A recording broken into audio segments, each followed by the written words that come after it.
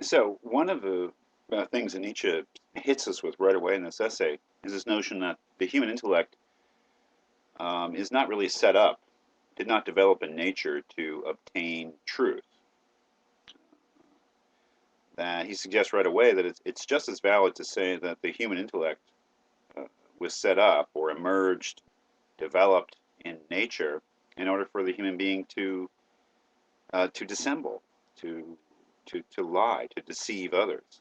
And what that makes a certain amount of sense if you think about things in an evolutionary Darwinian way. That is that the most prominent features of a living thing must be features which, in some way or another, have adaptive value that actually add to the survival and reproductive success of the individual. So if deception is something that has value, that is, if it helps the individual to thrive, then that's a good explanation. You know, if for the intellect, if the intellect helps you to deceive, and deceive helps you to thrive as an individual, then that may be a valid hypothesis of what the intellect is for. But to have a coherent notion of lies, you have to have some notion of truth to contrast it with. So, what is truth then? He actually asks that later on in a ironic way, because of course that's what Pilate said in the Testament, Pontius Pilate. What is truth? Never anybody says that in the Western tradition. It's an allusion to the New Testament.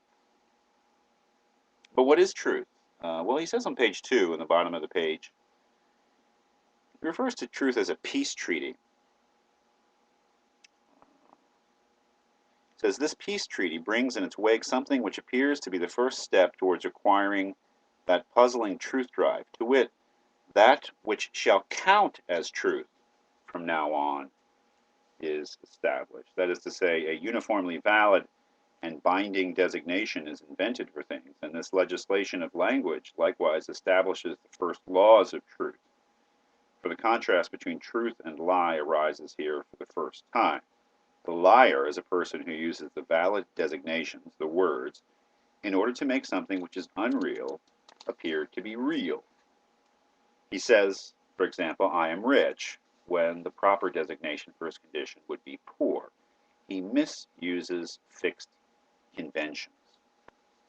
So, what is truth? Nietzsche seems to be saying truth is conventional. Truth is merely a result of people agreeing about what the conventional use of words is. Lies, then, is a use of those conventions in an attempt to deceive. We all have agreed what it means to be rich. We have all agreed what it means to be poor. When someone who fits the designation of poor says, I am rich, they're simply misusing some conventional meanings of words in order to try to fool somebody. And that's a lie.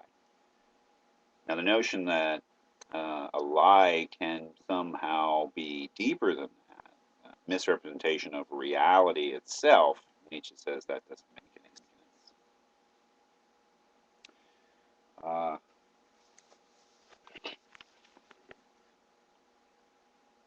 is it possible in the first place to have what we would normally call knowledge? What is Nietzsche really getting at here beyond the questioning of the value of knowledge for human beings and the questioning of the purpose of the intellect, whether it's to gain truth or to lie, to deceive? Nietzsche seems to be saying that knowledge itself, whether it's valuable or not, is just impossible to get. That is, that our notions of what knowledge is, if we think about them, they don't make any sense. It's something that's unachievable. Now, just as Darwin and evolutionary thought is kind of in the background here, what we see as the essay goes on is that some developments in the history of philosophy, some rather complex developments, I would say, are influencing Nietzsche and that he's commenting on. And very deep currents in the history of philosophy. Because what Nietzsche seems to be getting at here is some themes in ancient and modern skeptical philosophy. skepticism, questioning the very possibility of knowledge, and putting it in kind of modern pseudoscientific language. If you look on page 3, he ends the first paragraph by asking the question, is language the adequate expression of all realities? That is, does language have the capacity to actually carry and express truth about reality? Well, he says no. Uh, he asks in the second paragraph on page 3, what is a word? It is the copy in sound of a nerve stimulus. And that may be a little bit confusing, idea of the nerve stimulus. But the further inference from the nerve stimulus to a cause outside of us is already a result of a false and unjustifiable application of the principle of sufficient reason. If truth alone uh, had been the deciding factor in the genesis of language, and if the standpoint of certainty had been decisive for designations, then how could we still dare to say the stone is hard, as if hard were something otherwise familiar to us and not merely a total subjective stimulation? Nerve endings, principle of sufficient reason, subjective stimulation. What is Nietzsche really getting at there? Well, he's really talking about empiricism, the idea that all of our knowledge comes from experience. It's a philosophical thesis that all our knowledge comes from experience, empiricism. But what is our experience? Well, first of all, we are physical beings. We normally presume that we are in touch, first of all, with the world of nature, that is the world of physical objects, that we are embodied creatures with senses, and those senses put us in touch, first of all, again, with the ordinary objects of physical experience, nature around us. But let's think about that, really. And this is an old argument in history philosophy. It goes back to the time of Plato, at least as far as the time of Plato, skepticism. What is the origin of knowledge? Well, I say that I see the cup, and I do. But let's try to unpack that. What does it mean to see the cup? Well, if I see the cup, it's because my eyes are open and my eyes are functioning properly. Um, I feel like I can touch it, I can see it, it's there for me in the world, independent of me. But do I ever experience the cup itself? Not directly. I experience my own perceptions of the cup. Light is bouncing off the cup, presumably striking my eye in a certain way, and then stimulating certain nerve processes that finally resolve themselves into some sort of brain activity. All of those things are internal physiological processes happening in me, which I interpret, my brain interprets, as the physical cup at some distance from me or external to me in the world. But all I directly experience are these physiological processes, which I, again, interpret and sort of project out into the world. I'm reformulating the way Nietzsche puts it freely. I hope that it's more or less what Nietzsche had in mind, um, but I'm trying to make it more clear for us and for myself, because I don't think he's entirely clear. I think it demands interpretation here. I think he's getting at something like that.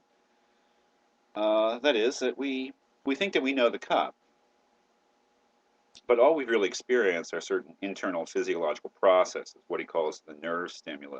It's really too bad. I mean, ultimately, it's our brains and our nervous system, the brain being the culmination of the nervous system that accounts for our capacity for experience. And that's just the way it is. As a biological being, we're lucky enough to have senses, but that's the way our senses work. But what's Nietzsche's point here is that it's a very big leap from having certain associated physiological experiences to the idea that we know the cup.